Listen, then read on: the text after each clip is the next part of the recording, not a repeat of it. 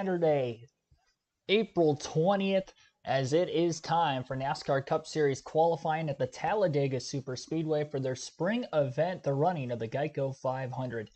All of the drivers that will be partaking in qualifying today, 38 of them, 2 non-chartered entries. Those will kick off with Anthony Alfredo, BJ McLeod here in a moment. And then the rest are set up by owner's points and based off of last week's finish and, of course, the current qualifying metric system that NASCAR uses to have the qualifying order. No practice at all today or yesterday for any NASCAR series. It was just strictly qualifying for the super speedway races going forward this season. The only practice sessions were going to be at Daytona at the very beginning of the year. But again, the super speedways going forward. We saw it at Atlanta. We have seen it here, obviously, today as well with Talladega and the rest of the weekend with Daytona, Atlanta, and Talladega. We don't know if all 38 of these cars are going to roll off properly. Hopefully we don't have any mechanical issues, but we do seem to have that kind of a problem, at least with 1 or 2 drivers in qualifying in any series without practice sessions at the super speedways over the last couple of seasons. So hopefully all goes well here today, but we'll monitor that. We'll monitor, obviously, who will be the fastest 10 to qualify themselves into the next round.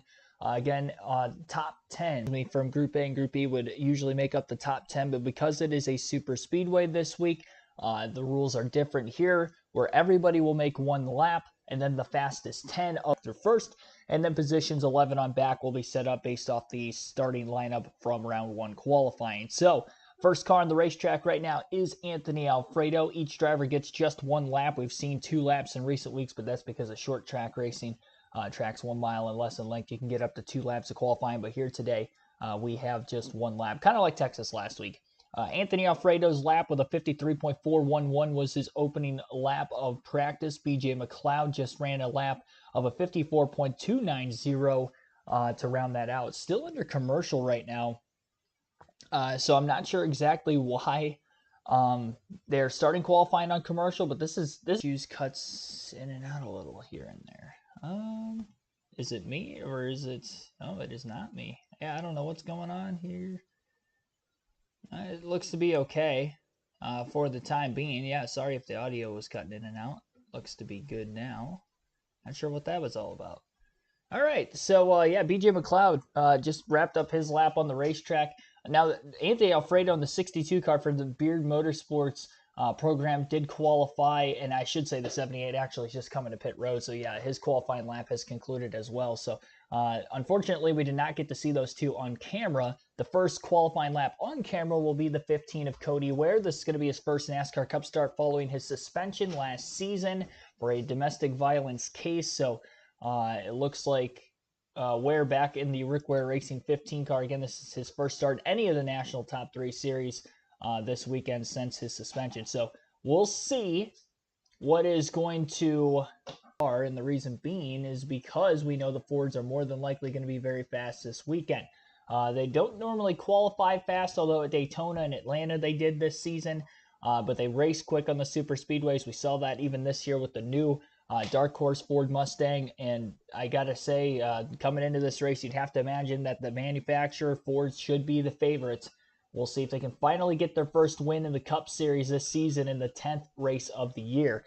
Cody Ware's lap time, by the way, timed in at a 53.720. So second fastest between McLeod and Alfredo for Cody Ware.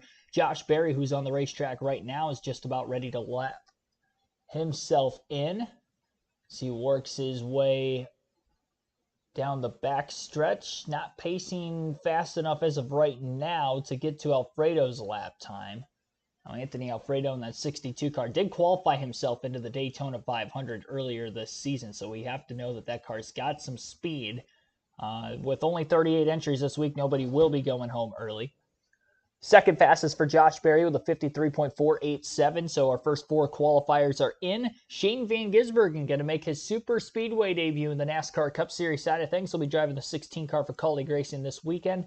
Just his second Cup start of the year. And the only other one he would have had so far was at Circuit of the Americas, where he had a pretty good run going for him that day by way of speed. It looks very bumpy here, at least for Josh Berry's lap. Going through, I can't tell what corner that is exactly, but it was bouncing around quite a bit. Wendy's on the car for both the Kaulig Chevys this weekend. 16 and the 31 for Hendrick.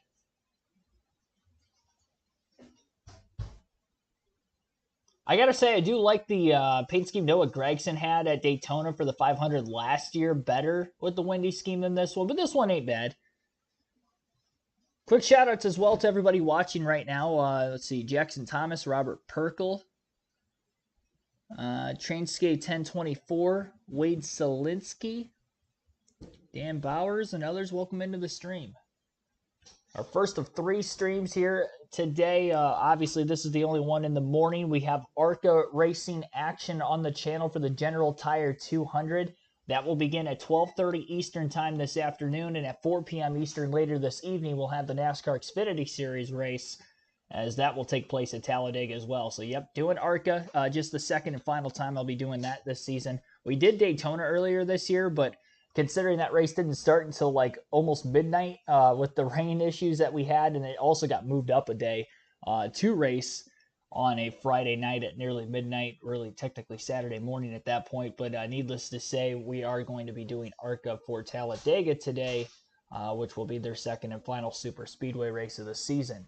Shane Van Gisbergen's lap time moments ago did time him in fastest of the top 5, 53.226 for SVG. Michael McDowell's on the racetrack right now, and he qualified on the pole at Atlanta and qualified on the front row outside of the pole at Daytona in the 500 earlier this year. So by way of super speedway speed in qualifying, I'd have to say Michael McDowell should be one of the favorites to get the pole today. And as of the first 6 cars to qualify, it looks like he will get to the top of the charts at 52.742, almost a half a second faster than Van Gisbergen, who is currently second. McDowell is the 3rd Ford to hit the racetrack. We have not yet seen a Toyota on racetrack yet. John Hunter Nemechek, speaking of which, is up next, so he will be the first Toyota. Then it'll be quite some time before we see the next one. It won't be until the 21st car to roll out onto the racetrack until we see the second Toyota qualify here this morning. Kevin Davison, thanks for tuning in. Live 5 minutes from the track here in Dega. Awesome, man. Well, if you're there this weekend, enjoy it. Looks like the rain is going to clear out of there tomorrow afternoon. Most of the week, it was looking like it was going to threaten the impact of potentially running the race tomorrow. Whenever we go to super speedways over the last like 3 or 4 years, it seems like the probability of rain is like 50-50. Does anybody else notice that? I mean, that's even with Atlanta getting reconfigured a couple of years ago, when last year's summer race got rain shortened. Daytona 500 this year ran on a Monday. One of the Dega races last year ran on a Monday too, if I'm not mistaken. Actually, no, it was not last year. It was the year before that happened. 2 years ago, they ran the fall race on a Monday. And I think they did that in, let's see, it would have been 2020, I believe, as well. They ran that race on a Monday. The Daytona 500 was ran on a Monday in 2021, or late Sunday night, I guess, technically. 2021. 2020 was ran on a Monday. Yeah, a lot of rain dates for these super speedway races. But it is supposed to rain tomorrow, but it looks like it's going to be in the morning, and then only about a 15 to 20% chance in the afternoon, right about the drop of the green flag and onward. So it is looking much better now than what it was looking for the last few days leading into the weekend. So Nemechek, as I just mentioned, was running his lap. He timed in 3rd fastest of 7 with a 53.306 as his lap time. And now we've got the next Ford on the racetrack for the Wood brothers, as it is Harrison Burton in the 21. His 3rd year in this car. We'll see what he can do in qualifying. And there shouldn't be any rain to impact the races later this afternoon as well with the ARCA and Xfinity Series. I don't believe that rain's supposed to roll in until overnight tonight, so I guess if it is going to rain at a NASCAR track on a race weekend, the best chance to rain is overnight into the early morning hours and clear out before the afternoon in between the race days. So that works out. And good thing it wasn't this morning, considering we did have qualifying obviously going on right now. And an early afternoon ARCA race.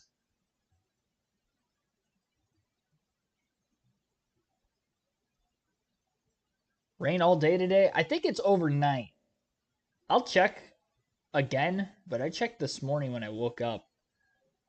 And I've kind of been monitoring it off and on the last several days. Yeah, it's not supposed to rain today. There's a chance in the evening, but It's only a 31% chance of rain. Anything less than 50, it's more likely to not rain than to rain. 31% chance at 6 o'clock.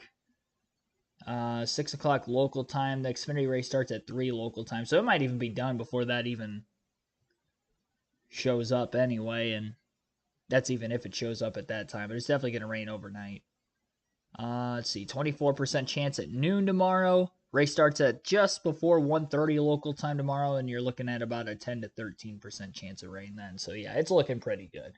I would say that they're more than likely going to be able to get these races in uninterrupted all weekend. So Harrison Burton, who was the second Ford behind McDowell, at least to hit the racetrack, the fourth overall, did time in second behind McDowell with a 53.211.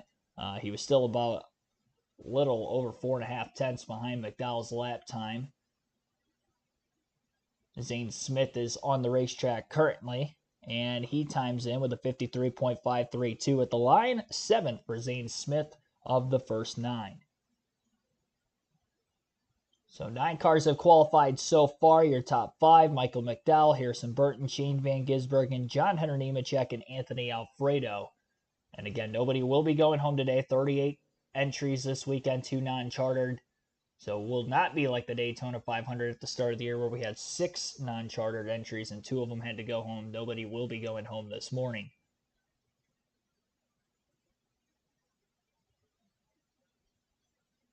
Local news has it at 60% here. 60% like later in the day. You got to give me the time frame because I did see it is supposed to rain like overnight, in Talladega, so it might count like if you're just looking at like the daily forecast. I was looking at hour by hour specifically, so it narrows it down quite a bit more. I mean, wherever you look, from like the Weather Channel app to AccuWeather to the National Weather Service, like they're all local. I mean, it's all like very slightly skewed one way or another. Alex Bowman, second fastest, first Hendrick Chevy to hit qualifying today through the first 10 drivers to qualify. Did not qualify in the top 10 at Daytona in the 500 earlier this year. Ended a streak of 4 straight front row starts. Was trying to go for a record 5, did not happen. And as far as Alex Bowman goes, 53.183 was his lap time, still about 4 tenths off of Michael McDowell. So I'm curious to see the Penske Fords. We saw Logano qualify really well earlier this season. If he's up there right around with McDowell, which I'd imagine, I just wonder where the Chevys and the Toyotas are going to lie in qualifying. Competition caution for tomorrow. I think there's a chance of it, but I don't want to guarantee anything because usually they have competition cautions if there's rain because of, qualifying or practice getting rained out the day before, but because they're not getting qualifying rained out, that would lead me to believe that there isn't going to be a comp yellow tomorrow. I would lean towards no, but I wouldn't be surprised if we saw one either.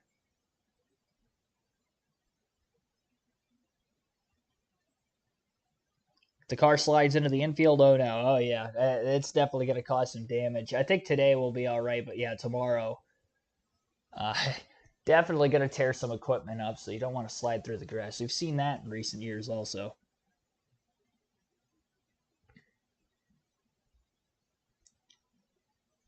Also hope it doesn't rain for the Xfinity race. Doesn't? If it does, it would be later. Like I think they'll get the race in. If it does rain, it will be very late in the race. They'll be well past halfway. There's not going to be a delay during the start of it. And yeah, because it is a later start time, they don't have lights. If it does rain past halfway, I don't think they're going to wait very long to call it, considering how long it takes to drive this 2.66 mile racetrack out. But yeah, hopefully you enjoy the race this weekend, Wade.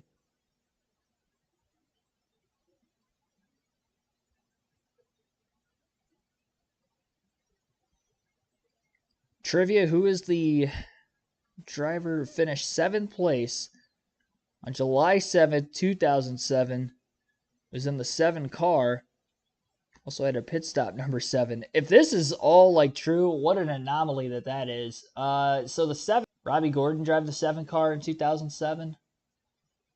That might have been 06. I'm going to lock in my answer and say Robbie Gordon. If it's not Robbie Gordon, then it would be Dave Blaney. But my first answer is going to be Robbie Gordon. I think Blaney drove the 7 car after that. Pretty cool stat line, though. So 10 cars have just qualified, and again, all 38 cars will qualify together in this first round. There are no groups on Super Speedway qualifying, and then whoever's in the top 10 will requalify to line up the top 10 positions.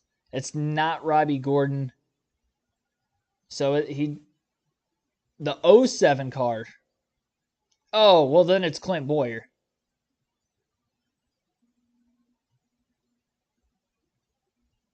Well, that threw me off. It's the 07 car. I thought he said the 7 car. Yeah, he did say the 7 car. It was a typo. Well, I'm going with 07 would be Clint Boyer. That makes the answer a little bit easier. Yeah, if it was a 7 car, then...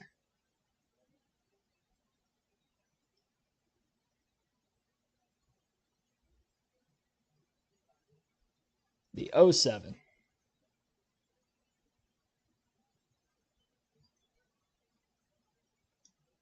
Todd Gilliland on the racetrack for his qualifying lap midway down the backstretch as Fox comes back from commercial. Headed into turns 3 and 4.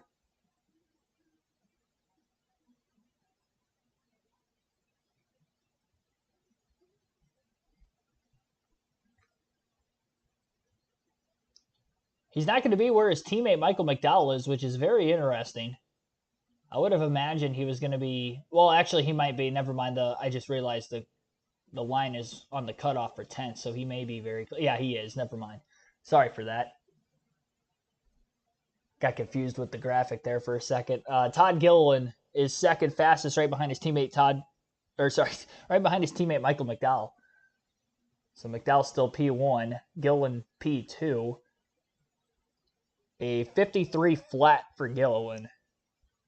Bond 1771 also welcome into the stream. Once again, a reminder for this weekend's streams, we have ARCA Menards Series coverage coming up at 12:30 this afternoon, so a little over an hour and a half from now, 12:30 Eastern, we will be live for the ARCA race at Talladega. Following that stream, later this evening at 4 p.m. Eastern Time, I will be live for the NASCAR Xfinity Series race. Tomorrow's Cup action will begin at 2:30 Eastern. So again, 2:30 Eastern tomorrow afternoon with Cup Series coverage. 4 p.m. for the Xfinity race today. And if you want to watch the ARCA race with me, 12:30 Eastern Time as well. You guys are driving? No, that would be a flight. You said you were flying. I was going to say 4 a.m. You get there like right about drop of the green flag at that case. Safe travels. Speaking of the 7 car we were talking about earlier, Corey LaJoie is on the racetrack.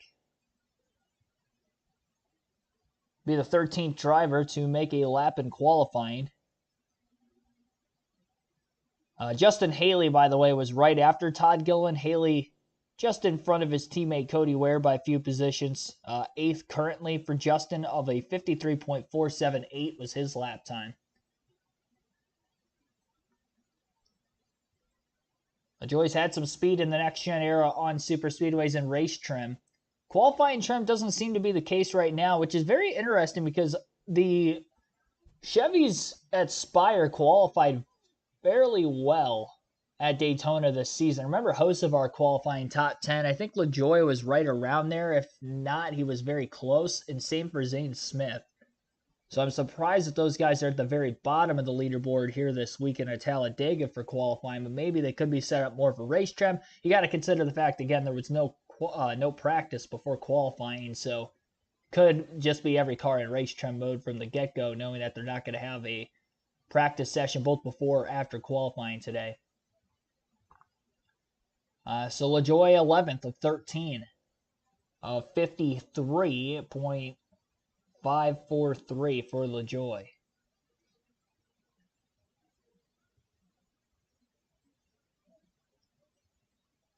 How would I feel if there's a NASCAR exhibition race where the cars drove in reverse? Well, Kyle Busch would be the winner of that. I think that's a unanimous decision. You just give him the trophy already.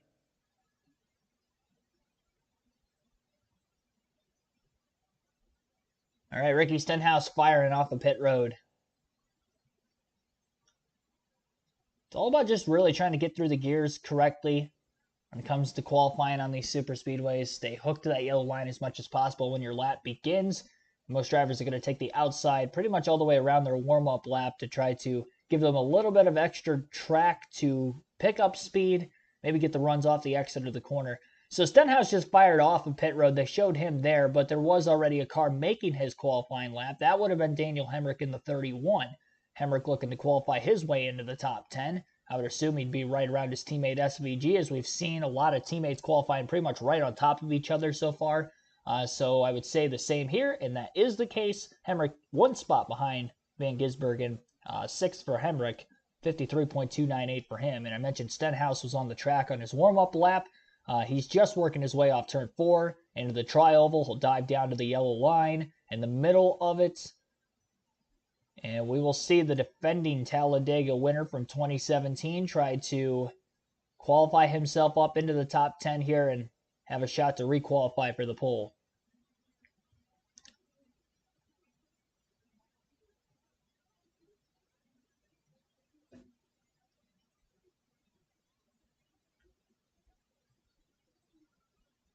Another trivia question.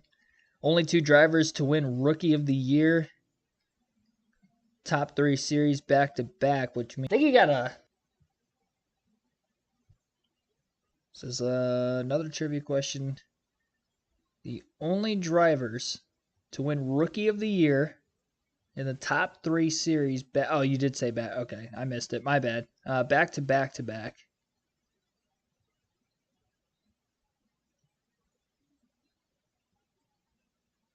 So, Rookie of the Year, top 3 in points. I mean, the Truck Series has only been around since 95.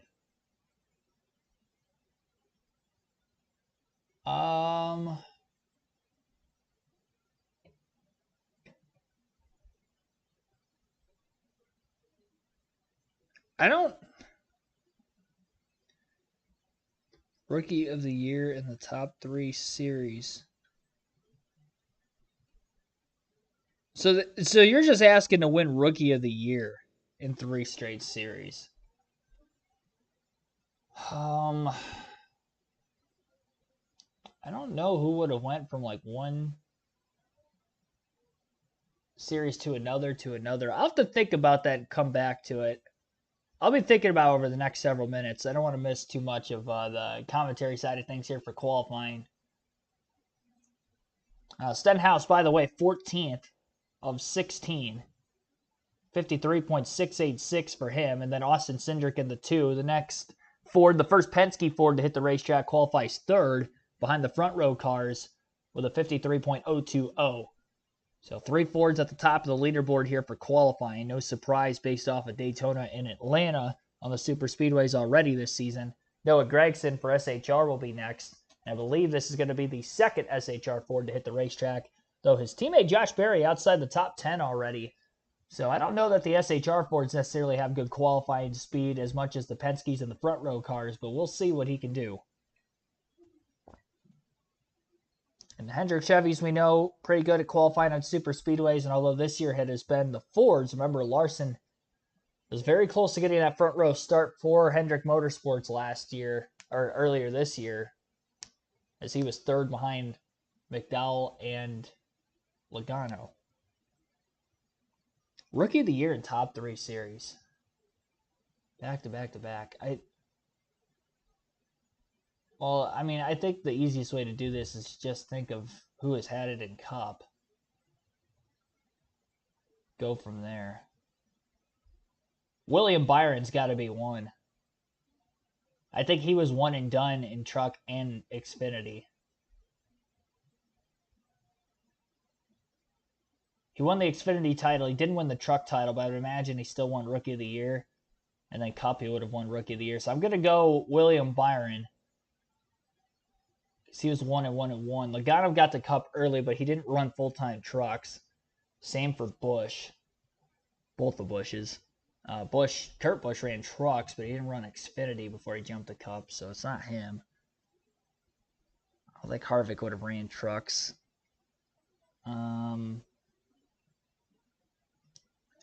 Definitely locking in William Byron to be one of those two drivers. I'll have to circle back to the other one here in a minute. Ross Chastain is now on the racetrack. Gragson was towards the very bottom of the leaderboard, by the way, 16th for Noah. More than a second off of Michael McDowell's qualifying lap, 53.811. And that was well even behind his teammate Josh Berry by about 0.3 of a second as well. Byron's one. Yeah, not Stenhouse. Stenhouse, I don't really remember running trucks. Chase Elliott didn't run trucks full time. I think he only ran trucks part time. So it wouldn't be him. And he had 2 seasons of Xfinity, so that also would make sense.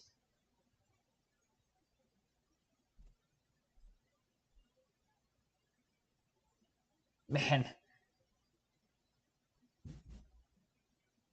Both under the age of 30. Won at least one Cup race. I want to say it's Cole Custer. Because I feel like he flew through the ranks pretty quickly, too.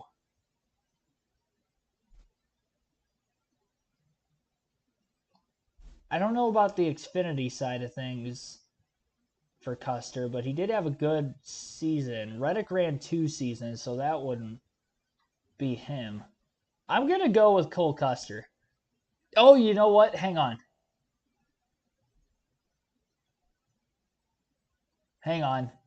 It's either Custer or Bell. Oh, this is tough. I'm going to go with Christine, but I don't know when he had a full-time season to be considered there. Trey Rex 99, thanks for tuning in. Yeah, I'm going to go with Christopher Bell. And if it's not Bell, then I think it's Custer for that answer. Back on track with qualifying. Who did we just see on the track that I missed? Well, we had Chastain on the track. I mentioned that already. It did not state his lap time. It was a 53.590 for Chastain a few drivers ago. Ryan Preece is on the racetrack right now. He's the 20th car to qualify. And Ryan Blaney for Penske, 9th. So he is not up there with his teammate Hendrick nor the front row cars. Surprising there, about a half a second off for Blaney, so maybe focus more on the race trim side of things. Not Bell or Custer. I give up then. I don't know who else it could have been off the top of my head. Because I swear Austin Dillon had 2 seasons of Xfinity. I thought he did.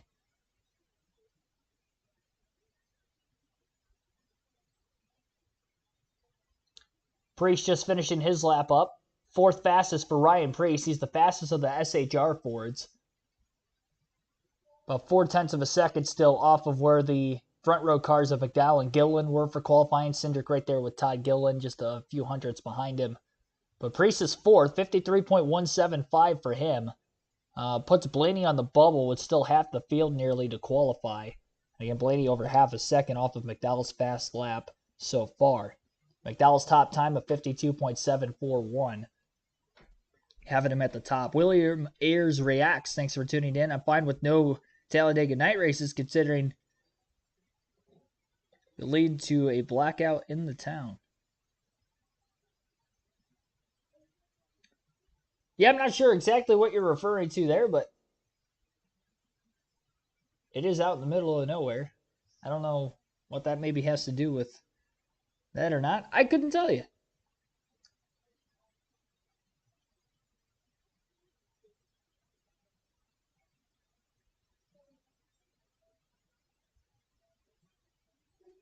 Alrighty.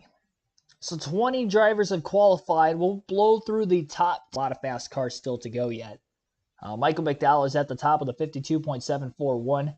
Everybody else has ran 53 flat or slower. So Todd Gilliland is second with that 53 flat. 53.020 for Austin Cindric in third. Ryan Preece with a 53.175 in fourth, and Alex Bowman's 53.183 is fifth. Harrison Burton is currently sixth, Shane Van Gisbergen in seventh, Daniel Hendrick eighth, John Hunter Nemechek ninth, and Ryan Blaney rounds out the top 10. 4 Fords at the top of the leaderboard right now, 3 different teams, Front Row Motorsports, Penske, and SHR.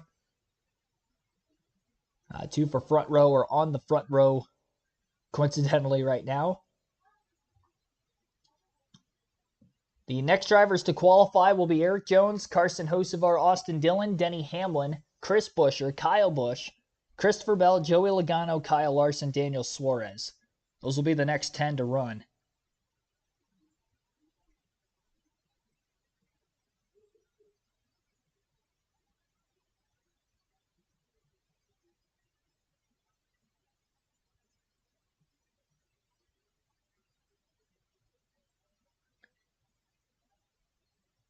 They run a night race at Talladega, caused a blackout in Mobile, Talladega itself. Mobile, Alabama. I thought that was much more south than where Talladega's at. Maybe not. I thought Birmingham was like the closest major city to Talladega. I thought it was like maybe 40, 45 minutes or so away. Could be wrong. I've been to Talladega a few times, but anything like south of that, I haven't been there. Frank Powers, thanks for tuning in. Got about 60 people concurrently watching. Be sure to hit the like button if you guys haven't done so yet. Subscribe for more NASCAR content. We're at 24 likes on the stream. Our goal is to get to 50. 50 likes is our stream goal for these Cup Series qualifying streams. And again, 20 drivers have qualified, still 18 to go. And then we will have round 2 where the top 10 will re-qualify. And everybody from 11th on back. And the position order will be position based off the round 1 qualifying time. No group qualifying for today. While we're awaiting the action to return, we'll take our first ad break of the stream. You're listening live on KRC to the Geico 500 Busch Pool qualifying.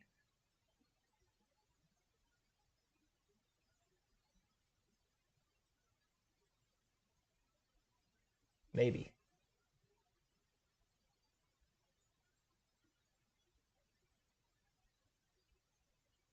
Maybe.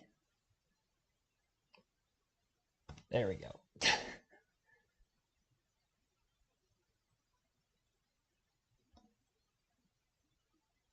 Lincoln Tower turn 4. Yeah, I couldn't tell you. I think I was in the Allison Terrace the last couple times I've been there, if I remember correctly. I was at this race one season ago. Been to Talladega 4 years. 4 years in a row up to this point. First event there was the 2020 fall race, and I went to 2021 spring, 2022 fall, and 2023 spring. So I've kind of alternated the spring and fall races since I started going there here these last 4 years. So right here with you guys on the channel today, and tomorrow for that matter, bringing you some live commentary coverage of these Talladega events. Carson Hocevar currently on the racetrack. Right before him, Eric Jones qualified. He did not break the top 10. Eric Jones has currently scored 13th of 21 cars. And a 53.480 was the lap time for Jones. A few positions behind where his teammate John Hunter Nemechek is. And Jones was just the second Toyota to hit the racetrack so far. Hocevar's teammates did not qualify particularly well here today. And again, I mentioned on the super speedways earlier this season, they had pretty good qualifying. Not just at Daytona, but at Atlanta as well. And Hocevar actually qualified top 10 for the Daytona 500. But as of right now, I don't see him making it into the top 10. He's pacing about 0.3 of a second behind the 10th place driver, Ryan Blaney, currently, and he's just getting off turn 4. So Hocevar is going to be down pretty close to around Zane Smith, Corey LaJoie. Honestly, I wouldn't be surprised if all 3 of those drivers are like 1, 2, 3 with one another. We'll see. Hocevar 20th, it looks like. So a little bit behind where Smith and LaJoie were. 53.767 for Hocevar, the Portage, Michigan native. Regan Smith interviewing Chase Elliott. I do not have the actual race on my phone. I'm looking at my TV from off in the distance. So if you're wondering why I haven't been able to get you guys any driver interviews during the course of qualifying today like I usually would, that would be why. I have to log back in on my phone, and I wasn't able to do that before the start of the stream. So we will go back to how I'd originally do things with the live commentary streams once we get to the ARCA race later. So if you're wondering, why it's just me talking the entire time, that would be why, and I can't give you guys any race broadcast feed because of that as well. But again, just an update. Top 5 as of right now, Michael McDowell with a 52.741 is your fastest driver. Ty Gillen is second. Austin Cindric third. Ryan Preece fourth, and Alex Bowman fifth. Only 2 Toyotas have qualified. Nemechek, the highest of which, in ninth. Bowman, obviously the highest. Chevy in fifth. He's the only Hendrick Chevy to go. And as I state that, Austin Dillon just completed his lap time. Fourth quickest for Dillon, a 53.086. And this is a race Austin Dillon needs to have. He's probably going to have to win to get into the playoffs this year. It's been an absolutely abysmal start to the year. Last year was not very good either for Dillon. Put himself in a must-win situation. And even the year before that, with the first year of the next-gen car, he was in a must-win situation. But he did get a win in the regular season finale at Daytona in 2022. So that got him into the playoffs. Last year, he wasn't able to get the win. And I know we're still early in the season. I just don't see him making up the points. RCR is struggling for speed, but they have been fast in super speedways in the next-gen car. I mentioned Dillon has won one. Kyle Busch won the spring race here at Talladega last season. So I would not be shocked if Austin Dillon is one of the contenders at the end of the race. If it isn't a Ford that goes to victory lane, you can look at those RCR cars of definitely being some strong contenders for the race win. No, it's not a commercial anymore. The last couple drivers have just qualified without the commercial break. Denny Hamlin is currently on the racetrack. First Joe Gibbs Toyota, third Toyota overall to go. We haven't seen a 2311 car out there yet. Hamlin working his way off turn 4. Toyotas did not have great speed in qualifying on the super speedways this year, but they raced particularly well at Daytona in the dual races, where they were able to win both of them. But as for Hamlin, he will not qualify in the top 10 as he is 12th fastest right now. And we still got several drivers to go. 53.407 for Denny Hamlin. Next Ford is Chris Buescher. We'll see where the RFK Fords will be. Now, the RFK Fords lacked a little bit in qualifying speed at Daytona and Atlanta this season, but at the race side of things, they were a bit quicker. Now, I will say, they don't look noticeably as fast. Speed in both races, Chris Buescher really wasn't anywhere to be found for the most part in the 500 and at Atlanta in the second race of the season. So we'll see if Chris Buescher can have a good run here this weekend, along with his teammate and team owner, Brad Keselowski.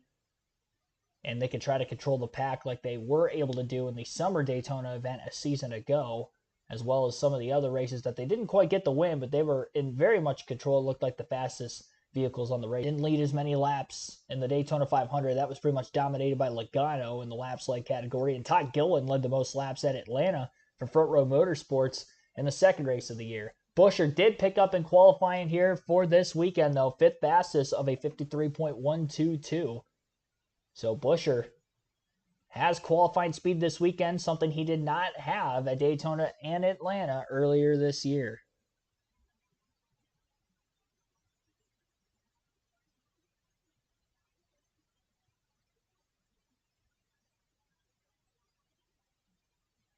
Qualifying is never on in Canada. Gotcha.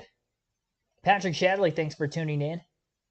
Yeah, if you're wondering, at least in the U.S. where you can watch this, Fox Sports 1 is covering qualifying this morning at Talladega. And again, no practice session on this stream with qualifying, no practice sessions for any super speedway races the rest of the season. The Daytona 500 was the only exception to that rule. Cutting cost measure across all three series. I do believe ARCA had practice yesterday, but as far as the Truck Xfinity Cup Series, they don't have practice on the super speedways this year. Well, we saw Austin Dillon have some pretty good speed for RCR. Kyle Busch is on the track just finishing his lap up, and he is even quicker than Dillon. Second fastest for Kyle Busch at 52.970. He's the only driver to break into the 52-second lap barrier other than McDowell. So Busch and Dillon showing some speed here today. FS1 doesn't exist in Canada, and it isn't on TSN.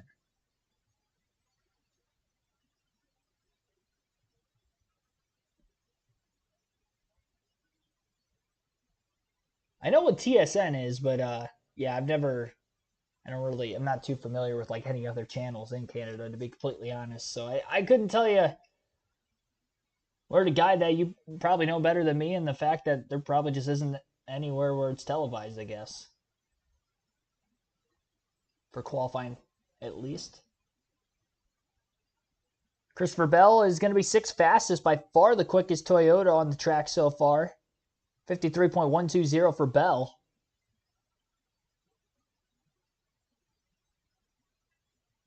It'll be interesting if that time is going to hold into the top 10. We still got 3 Hendrick Chevys to go. Got 3 more Fords. It's going to be tough. 6th place. Bubba Wallace qualified pretty well at Daytona this season. I don't know. I don't know that Christopher Bell is going to be able to hold on, but we'll see. Again, 6th fastest for Christopher. And here is the Daytona 500 pole sitter, Joey Logano. 3 poles this season already. 2 poles this season. Qualified in the top 10 in 6 of his 9 qualifying efforts so far this season. Remember, he had the webbed glove, though, when he qualified on the pole at Atlanta. So that might... or when he qualified on the front row at Atlanta and Daytona. So maybe that won't be the case here. We'll see. Does have the hand out the window net. He is definitely pacing to get into the top 10 from where he's at right now. But not as quick as what he was earlier this year. 5th for Logano, 53.027. That bumps Bell and Dillon back another spot. Now puts Alex Bowman on the bubble, which does make sense when you consider, again, Bowman was not the top 10 in qualifying at Daytona and Atlanta this season. But there were some faster Hendrick Chevys earlier this year, though, in qualifying at Daytona and Talladega. Just wasn't Alex Bowman this season for whatever reason. Yeah, definitely showing the bumps. Car sitting very low to the ground. It's a bumpy Talladega here today. Bumpier than what we've seen in recent years. Of course, the track slowly losing grip from its repave, which happened almost 20 years ago now, back in 2006. Been about 18 years since the repave at Talladega. Definitely not aging quite as quick as Daytona and obviously Atlanta. It's amazing how much that track has aged just in a couple of years already. We'll take our second ad break of the stream then while we're waiting for the coverage to come back on. Again, you're listening live on KRC to the Geico 500 pole qualifying for Talladega for the NASCAR Cup Series.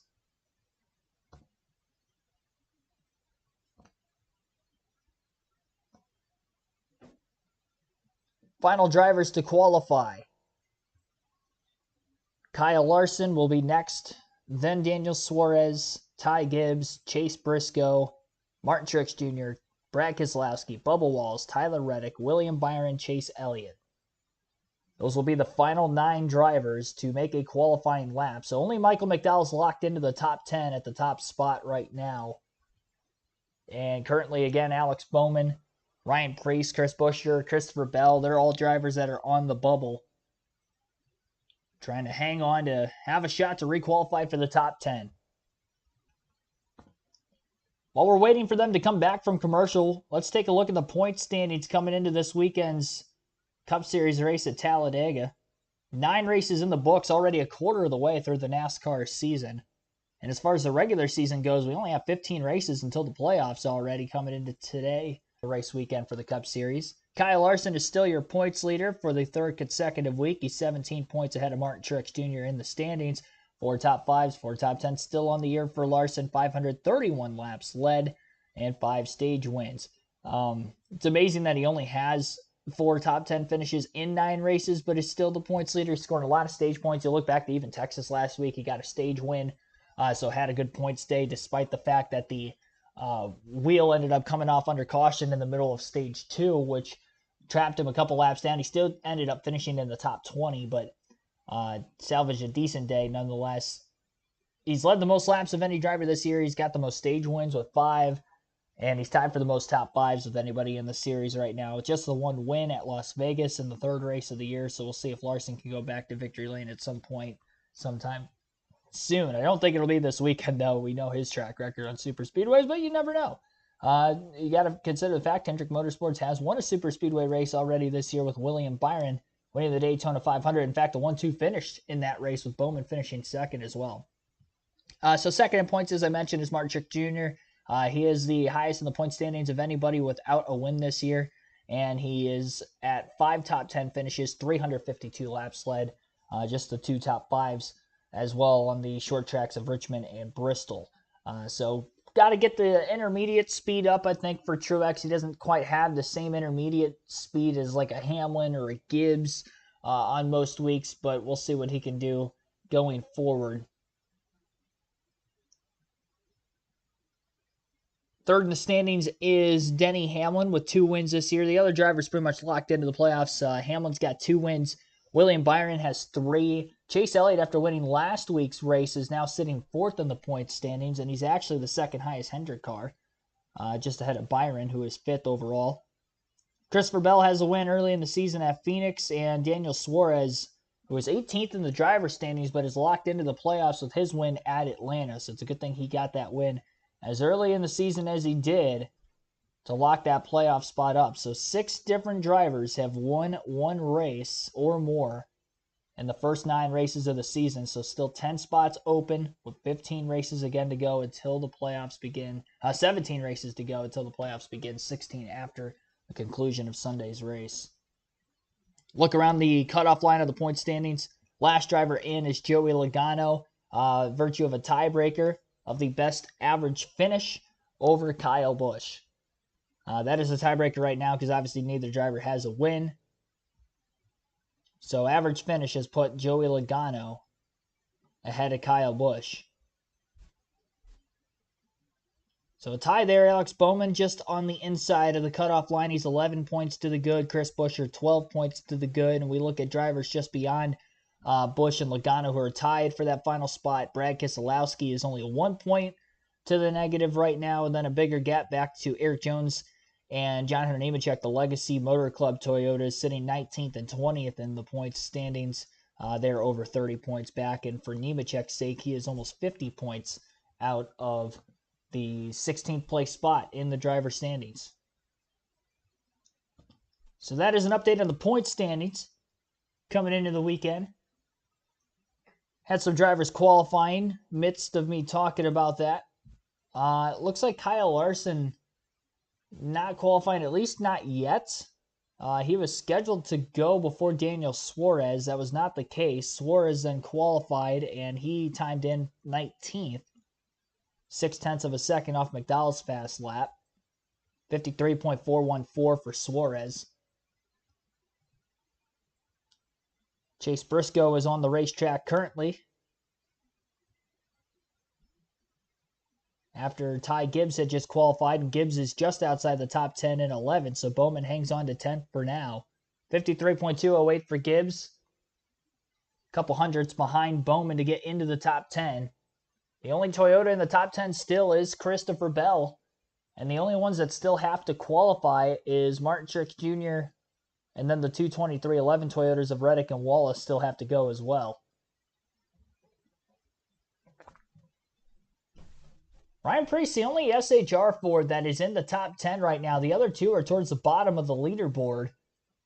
Chase Briscoe, who is on the track right now, is pacing closer to the top 10, but it doesn't look like he's going to be able to break in ahead of his teammate Ryan Preece, as well as Bowman, who is still in 10th. So Alex Bowman continues to hold serve in 10th place to have a shot to qualify for the pole.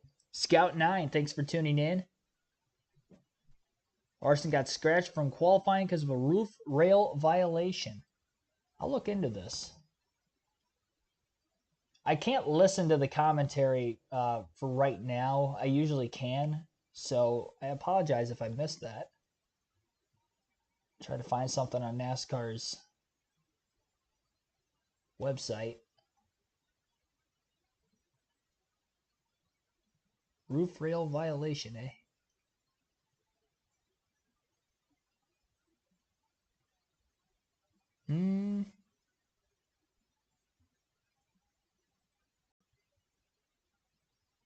I don't know. I'll take your word for it. And he will be starting last, which is not good when you consider the fact that that car has not hit the racetrack yet this weekend. So that is a huge detriment. Hopefully it rolls off okay. Remember, it was just a couple years ago he had a similar situation where he had to start at the back before the race began. And then they ended up having some sort of a mechanical issue. I think it was an engine issue like 2 or 3 laps into the race. And he had retired. So hopefully that is not going to be the case again for Larson this weekend. But his super speedway luck continues to go in a not so lucky fashion. 6-time Talladega winner Brad Keselowski on the track. Martin Truex Jr. just jumped into the top 10 ahead of his teammate Christopher Bell. Currently 6th for Truex with a 53.048. Bell drops to 8th as of right now. Keselowski's teammate Chris Buescher is still in the top 10, barely. We'll see what Keselowski could do. Keselowski is the final Ford to qualify in round 1. 4 more drivers remain, 2 Toyotas, 2 Chevys after Keselowski. So everybody in the top 5 in our qualifying order will be locked into the second and final round of qualifying. Those drivers being Michael McDowell, Kyle Busch, Todd Gillen, Austin Cindric, and Joey Logano. McDowell was the 6th car to hit the racetrack for qualifying, and he's still at the top with that 52.741.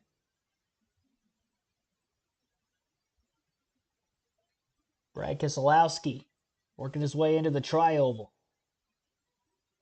Doesn't look like he's going to get ahead of Ryan Preece. He's a little over 1/10 of a second behind him for that 10th spot. Goes to show the difference in times between about 10th through 18th. That's how tight it is because Brad Keselowski just qualified at 18th. 53.322 for him. He was a little over 1/10 off of Preece's time, but it was still enough to knock him back 8 more positions.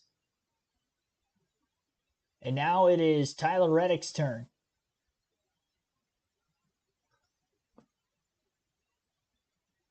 Wrong 2311 Toyota, Bubba Wallace.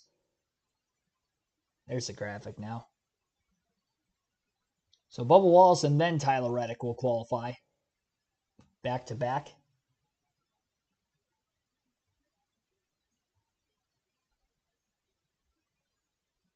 Well, we got a couple of Toyotas in the middle of turns 1 and 2. He's got one hand on the wheel and still trying to put his hand up next to the window now. We haven't seen a lot of drivers try to do that in the corner. That was actually through 3 and 4 he was doing that, and I believe he did that all the way around in 1 and 2 as well. And it will not be enough to get him into the top 10. 12th for Wallace. It's a close effort. 53.186 was the lap time for Wallace. About 11 one-thousandths of a second behind Ryan Preece's time. 3 drivers to go. That locks Truex into the final round. And now it's Reddick's turn. His teammate didn't quite make it in. And through 1 and 2, Preece is already looking to be quicker than Reddick.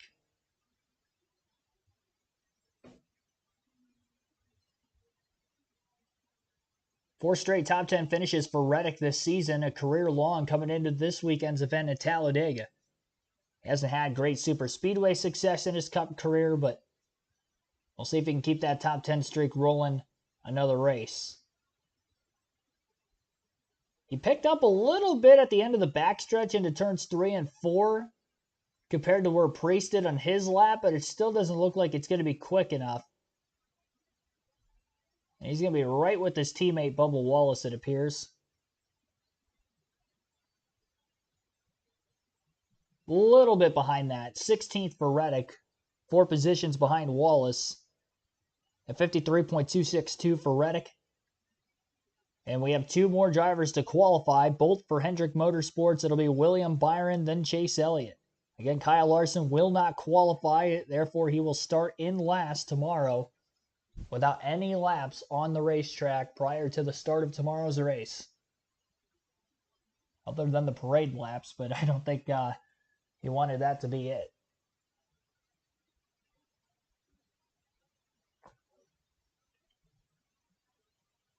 Curious whenever. I don't know what you're talking about there, but thanks for tuning in, though, Regine.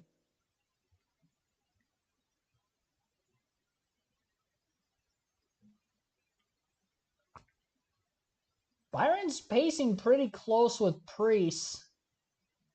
He's tracking in the green for right now, as he works his way off turn 4. About 2 to 3 hundredths of a second in the green. It's dropping, though, as he works his way through the tri-oval. It's going to be really close. I think he dropped a little bit below it, and he did. Wow. 12th for Byron. He lost quite a bit of time in the tri-oval. Looked like he was going to have a shot to break into the top 10 ahead of Priest, but something happened there. I don't know if the wind gust picked up or something there through the tri-oval, but Byron ends up narrowly losing out on a top 10 qualifying position. He was 1,000th of a second quicker than Wallace, and he was about a full 100th of a second behind Priest. So Chase Elliott on the racetrack. No Hendrick cars in the top 10 in qualifying. Very rarely see that on a super speedway. Even at Daytona, even though they didn't get the front row, they still had 2 cars qualify inside the top 10. Elliott is pacing in the green through 3 and 4, very similar to William Byron. Picked up some speed just getting into turn 3, but can he hold through the tri-oval is going to be the question, because that's where his teammate Byron lost time. 300ths of a second to the good in the green, which is about where Byron was into the tri-oval. The lap time is dropping just like it was, but not as rapidly as he gets to the line. Just getting into 10th, Chase Elliott qualifies in 10th, a 53.168, booting Priest out of the top 10. And because Chase Elliott was the last driver to go here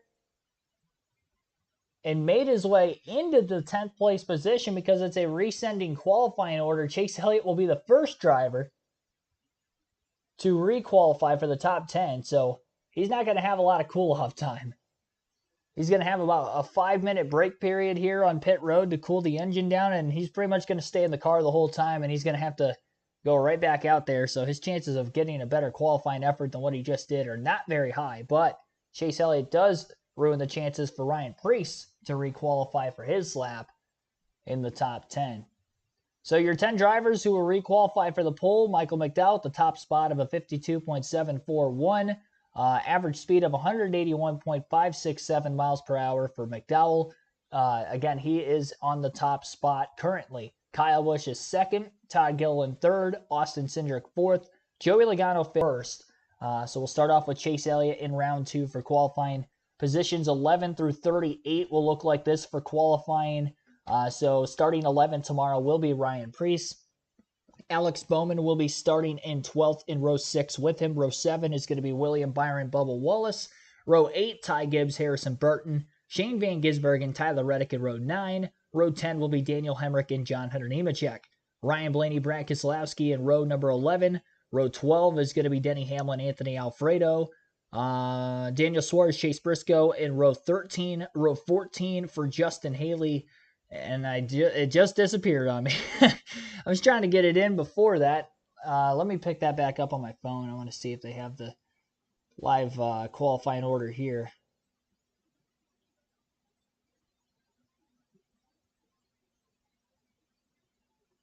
It's going to stink if I can't get it back up. I didn't read it quick enough. Thought I had a little bit more time. Nope, it doesn't have it on here. It's not going to have it until we're done, unfortunately.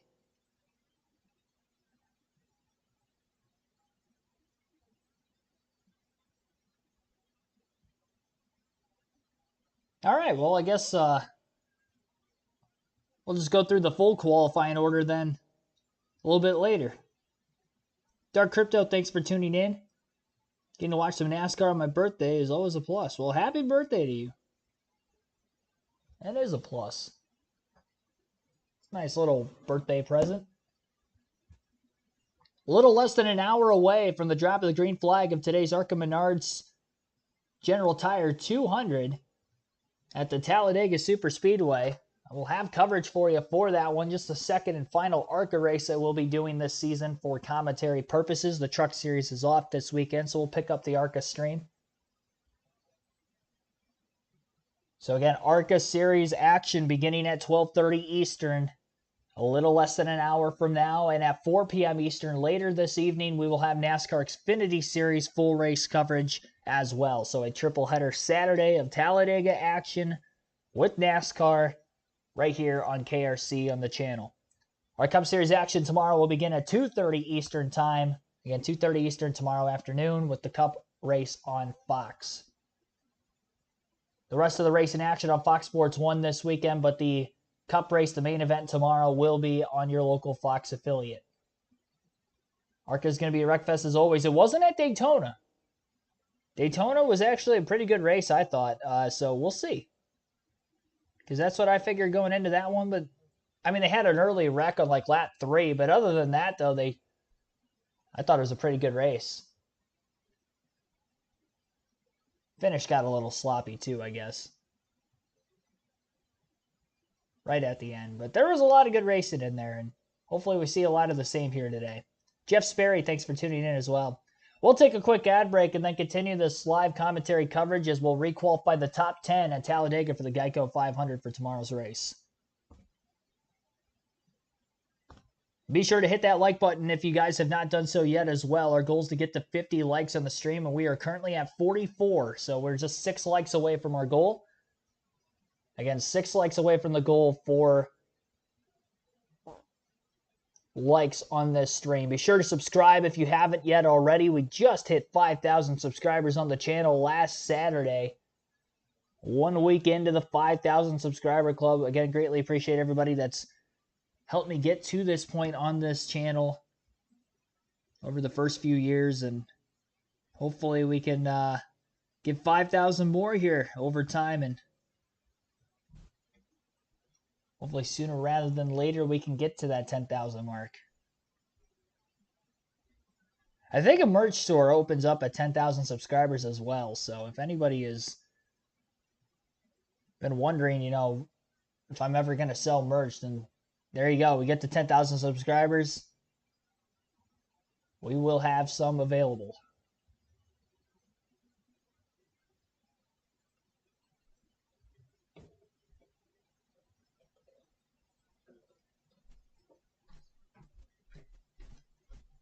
Yeah, that is true. I guess this is SVG's first time at Talladega in general. Not even an Xfinity race under his belt here. Only ran road courses last year. Every oval he goes to this season will be for the first time. But getting double the experience this weekend, of course, running full-time in the Xfinity Series, but also on the Cup Series side of things. He's racing this weekend. It'll be his first career oval Cup start. Road to 10K, yep. 46 likes on the stream now. We're getting close.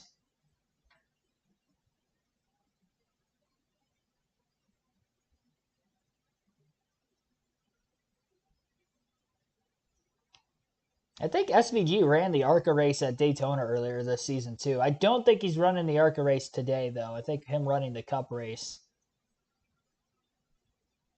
is going to be it. And I think he only ran the ARCA race because he had to be eligible to run the Xfinity race as well. Just because he had never ran an oval in general in the NASCAR Cup Series up until then, let alone a super speedway. He's picking it up quick, though. He's definitely in contention for a playoff spot in the Xfinity Series. I mean, when you consider the fact that Josh Williams is in the same equipment as him in the Xfinity Series and is well behind him in points.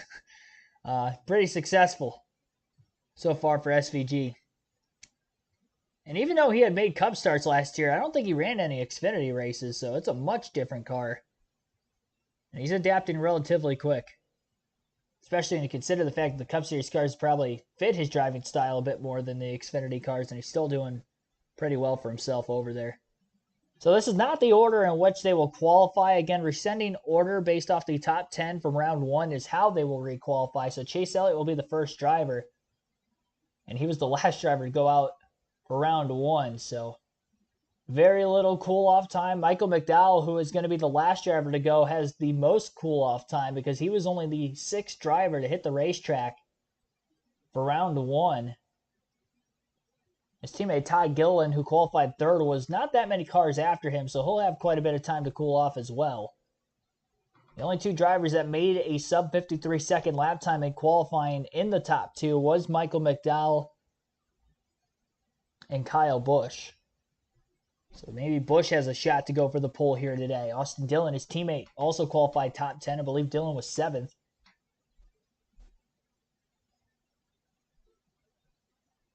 You got 2 Toyotas, 3 Chevys, and 5 Fords making up the top 10 for tomorrow's race. Now we just have to see the order in which they will start. This will be interesting. ARCA cars lined up, getting ready to go. Again, the General Tire 200 at 12:30 Eastern Time. Really, by the time this stream is over, we're probably only going to have about a half hour of cool down period before that stream starts. Back to another commercial again. Maybe giving Chase Elliott a little bit more time to cool his car off and to consider the fact he was the last driver to run. That could be, this is the 2nd or 3rd commercial break they've taken just in between the 2 qualifying sessions now.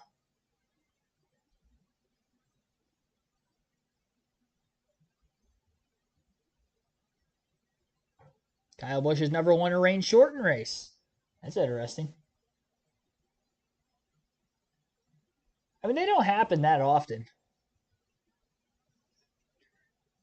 But when you do consider the fact that, you know, drivers that have as many wins as he does, you would think that maybe one of those was because of rain shortened, and I guess it hasn't been. He's won a lot of races that have been impacted by rain, just not rain shortened. Won some Bristol Monday races. Acted with rain, they had a couple different rain delays during the course of that race. But they did get the full distance in, and he did get the win.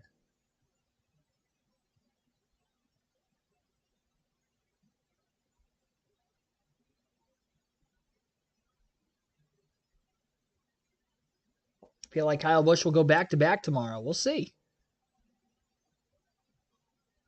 I'd have to go back and look at his stats from Daytona this season, how he was running. I would imagine he had a lot of speed as he has had for the super speedways. I mean, I know at Atlanta, obviously, he was in contention for the win there on that super speedway. He was a part of that 3-wide finish at the line. Ended up 3rd. Just 7 1/1000ths of a second off of winning a race this season. Closest 2020 Darlington, 2nd to Hamlin. Yeah, that was after he had gotten into Kyle Busch. After he had gotten into Chase Elliott. Off of turn 2, wrecked him. And the caution came out right after.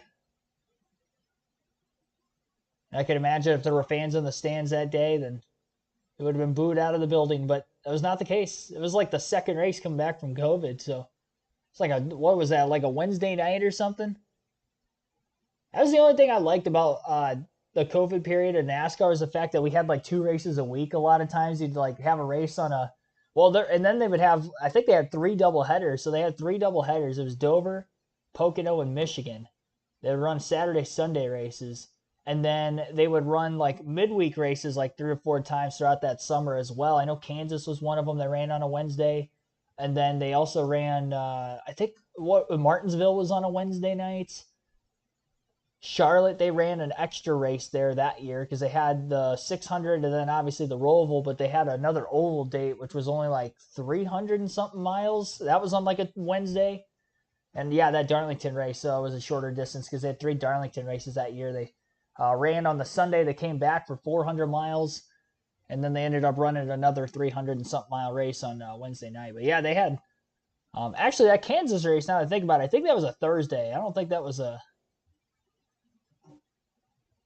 a Wednesday. Whatever the case was, they had 4 weekday races and they had 3 double headers. What a year to be a NASCAR fan. States that there were no fans in attendance for a majority of those races. Oh, Bristol. The All-Star race was on a Wednesday night, I think, too. So I went to that. You have to correct me if I'm wrong there, but I think that was also a Wednesday. A Wednesday night All-Star race. Maybe it was a Thursday. It was a Wednesday or Thursday. It was during the week, though. That I do remember. That was the first race they had fans back at the track. My first Bristol experience was with 30,000 people in the stands.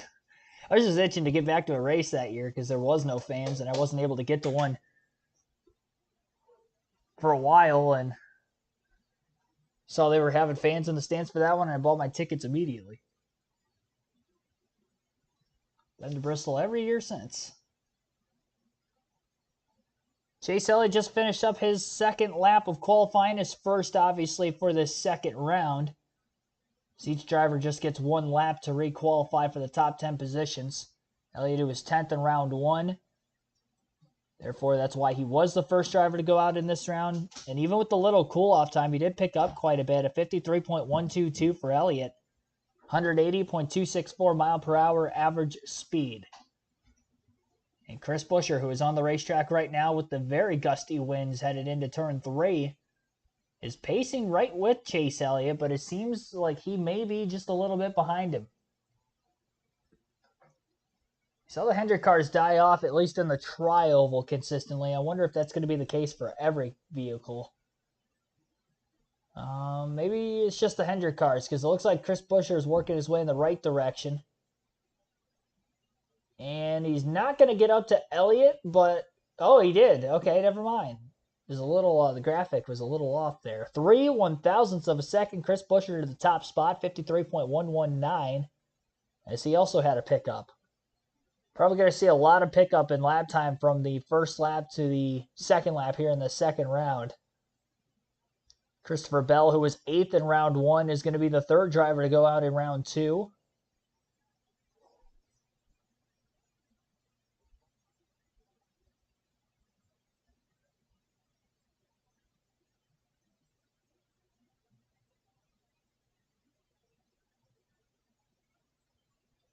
Bell just working his way off of turn 2 down the back straightaway. At this point down the backstretch. Buescher did pick up quite a bit in turns 3 and 4, though. So we'll see if Bell can do the same, but he doesn't look to be picking up anywhere near as much. So again, just 3/1000ths of a second. Buescher ahead of Elliott at the top. And the third of 3 cars in round 2 to qualify. Bell will be third of 3. 53.198 for Christopher. He did have a pickup, but not as much of a pickup, obviously, as the 9 and the 17.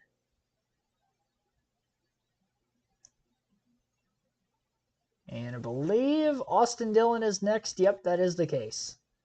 Best start this season is 10th. Very good chance he's going to qualify better than that here today. These RCR cars look very quick. Definitely the quickest Chevys through qualifying collectively so far. The 2 fastest are for that same organization.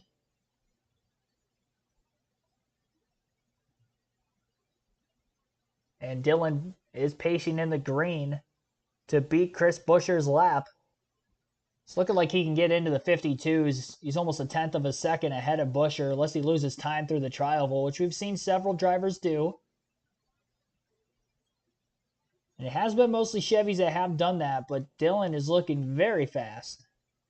Top spot for Austin Dillon, 52.969. That's the third fastest lap anybody has ran today. The only 2 faster were the top 2 in round 1, McDowell's pole lap and Kyle Busch, who is Dillon's teammate. So we'll see how competent this lap will be for Austin. I think it's definitely going to be a top 5 starting spot for Austin Dillon, though. I don't think we're going to see, more than 4 more drivers beat him of these last 6. I think Dillon's going to start in the top 5 tomorrow.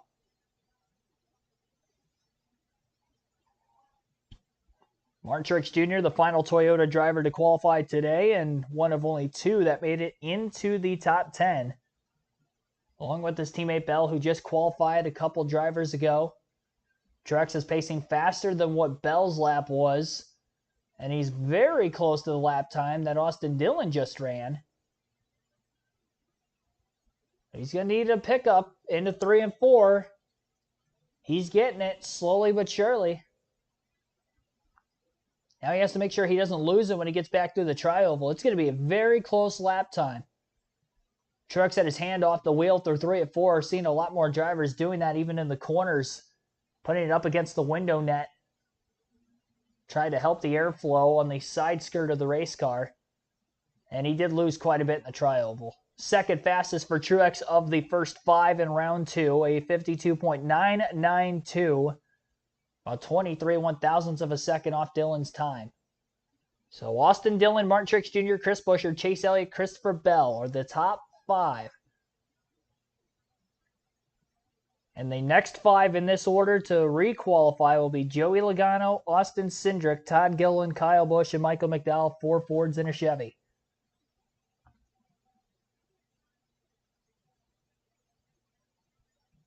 We'll take our final ad break of this live commentary stream for the Geico 500 Busch Pole qualifying session. 5 drivers yet to go for the pole. You're listening live, again, here on KRC.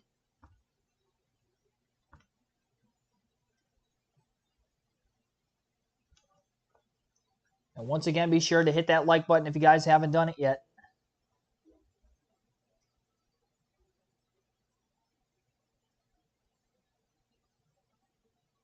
We're 1 like away from 50. Our goal is to get to 50 likes on the stream. We are at 50 right now. We are at 49 right now. So we need 1 more like to get to our goal, ladies and gents.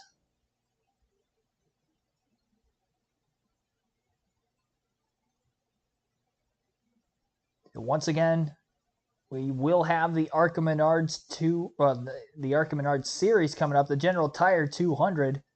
The title sponsor for that race. I remember when it was the ARCA Remax series back on the Speed Channel days. I almost said ARCA Remax race coming up later today when I stated it earlier. Not that time. I'm used to saying Menards now, but the very first time I said it towards the beginning of the stream when I was talking about the streams that we still have coming up this weekend. I almost made that mistake.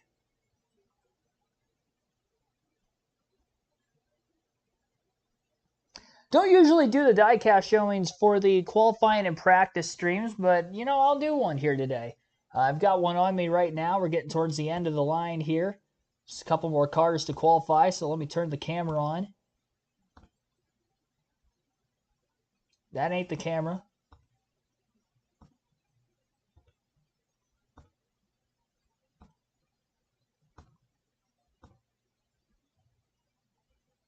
There it is. All right, so this driver got his final career NASCAR Cup Series win at the Talladega Superspeedway. This was back in 2005. Just by those stats alone, Dale Jarrett is the driver in this very paint scheme. Now, this diecast is from 2002, but it was the same UPS, What Can Brown Do For You, Ford Taurus. Well, at the time he won, it wasn't a Taurus anymore, but it was a Ford. I think they were the Fusions in 05 when he ended up winning his final career race. But yeah, final career win for Dale Jarrett at Talladega. It was in the fall race, not the spring race, but I have this die cast, so I figured this was a good weekend to show off a Dale Jarrett 124 scale die cast. And I'd say it was a fun scheme. The quality care car was really good too. I'd probably prefer that scheme over this, but I still like this UPS scheme. A lot of people think it's ugly because of the brown on it. I honestly don't mind it. The white on it looks very clean as well. I liked when Brandon Brown ran a throwback to this in the Xfinity series a couple years ago, and it was like, what can Brandon Brown do for you? That was kind of funny, but it looked identical to this. And the number 68 with the exact font almost looked like the 88 on here. So that's the diecast showing for this live stream today, and we will have a couple more through the ARCA Xfinity races today, and as well as the Cup race tomorrow.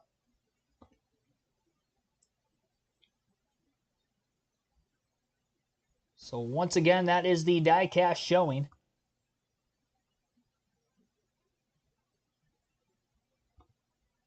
And I'll turn the camera off now before stream starts to lag a little bit more. Joey Logano, who just hit the racetrack for qualifying, has finished up his qualifying lap, third fastest of 6 so far in the final round, 53.044 for Logano.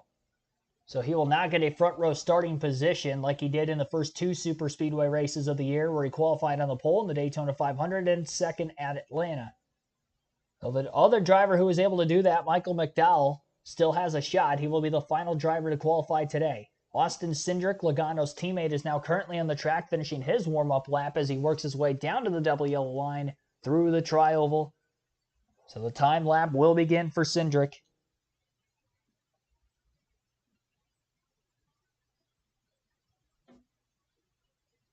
Dega is known for first-time winners. What are the odds it happens tomorrow? There aren't too many first-time winners left in the Cup Series. Well, I guess there's several rookies now, but I've seen so many drivers win their first career race in the last several years. There aren't too many drivers that haven't won a Cup race that are still in the Cup Series full-time. A few rookies in there, obviously, and a couple drivers who've been around for a minute that also haven't won, but we'll see. We could see it happen later today in the Xfinity Series race as well. I'd say maybe more likely there than in the race here today. Or the race tomorrow, I should say, for the Cup Series. Austin Cindric easily to the top spot, by the way, on Austin Dillon. Wasn't even close. 52.691. Fastest lap anybody has ran so far. So Cindric is currently the pole sitter. We have 3 drivers to qualify. It'll be Todd Gilliland, then Kyle Busch, and then Michael McDowell. Gilliland on the track. Just getting into the tri-oval on his warm-up lap. We'll see what he can do.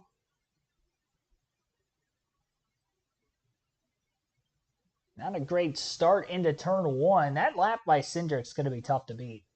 Again, that was faster than McDowell's lap back in round 1. So McDowell's going to have something of a pickup to try to get a second career pole, both of them this season. See the haircut? Nah. Nah, we don't need to. There's nothing there to see. I'll tell you that much.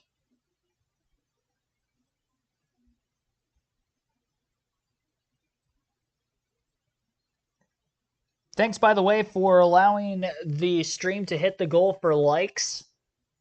Our goal of 50 has been reached. We are at 54 likes on the stream currently, so greatly appreciate that, everybody. We're 1 for 1 this weekend with getting stream goals.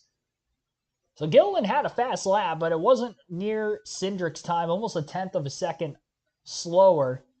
52.789 for Gilliland, but again, he is second, so 2 Fords on the front row with 2 cars to go, 1 Chevy, 1 Ford, and the Chevy is Mr. KFB Kyle Busch himself. It's going to be interesting. He started on the high side at the start-finish line, works his way to the bottom getting into turn 1, and I wonder if he might have started that dive a little too late intentionally, or if he did that on accident. Whatever the case was, I think it hurt him, because he is not pacing as well as Cindric. He had a faster lap than him back in round 1, but so did Gilliland. Cindric just picked up so much. Maybe he borrowed Joey Logano's glove from Atlanta. Maybe that. No, I'm kidding. I doubt he did that. And if he did, he will be starting at the rear in tomorrow's race with a drive-through penalty at the start. Check the glove. No, it's not the same glove. No webbing. Kyle Busch still with a quick lap. He'll get to third right in front of his teammate Austin Dillon. 52.863 for Busch. So he will start in the front 2 rows, but not on the front row. And now it is the front row Motorsports Ford to try to get that top spot. McDowell just finishing the warm-up lap. He's not going to wait as long as Busch did to get down to the bottom. About a full lane off the inside, though, when he gets to the start-finish line. So it's between Austin Cindric and Michael McDowell for the pole. I think both of these drivers have won poles in their Cup career. I remember Cindric did it at Auto Club in just his second race in his full-time rookie season, and Michael McDowell's only career pole came at Atlanta this year, as he tries to go for his third front row start of the season as well. He's pacing well through 3 and 4 currently. And as McDowell works his way onto the front stretch, he's pacing in the green still. 4 to 5 hundredths of a second to the good. No drop, more pickup it looks like even in the tri-oval. Michael McDowell will be on the pole. 52.609. He had to pick up. Hendrick had the biggest pickup from lap 1 to lap 2 in qualifying, but it still wasn't enough to get the top spot. So congratulations to Michael McDowell on getting his second career pole and his second of the season. Ford's looking quick again. 1, 2, 3 at the top of qualifying today for the Fords. Both front row cars and a Penske mixed in between them. And even Logano-Buescher qualifying in the top 4 rows as well. 5 Fords starting in the top 8. So row 1 for tomorrow's race will be Michael McDowell and Austin Cindric. Todd Gilliland, Kyle Busch will line up in row 2. Row 3 is going to be Austin Dillon, Martin Truex Jr. Row 4 for Joey Logano, Chris Buescher, Chase Elliott, and Christopher Bell round out row number 5. We're going to end this stream right now. I'm not going to wait for them to come back from the commercial break because we do have another stream coming up in a little less than a half hour from now. The ARCA Menards Series race at Talladega. We will begin our live commentary coverage at the bottom of the hour, so 12:30 Eastern time for that one. I want to make sure I get something to eat here real quick in between streams. So that is going to wrap this Busch Pole qualifying stream up. Appreciate you guys tuning in here this morning. After the ARCA race, we will have Xfinity Series race coverage later today as well. A little bit more of a breakdown period between those two streams. But Xfinity race also today at 4 p.m. Eastern. And our Cup race tomorrow at 2:30. So 3 streams to go, 1 down in the books, 2 today yet. Again, thanks for hitting the like goal for today, 56 likes and counting. And I will see you guys for the ARCA race here in a little bit.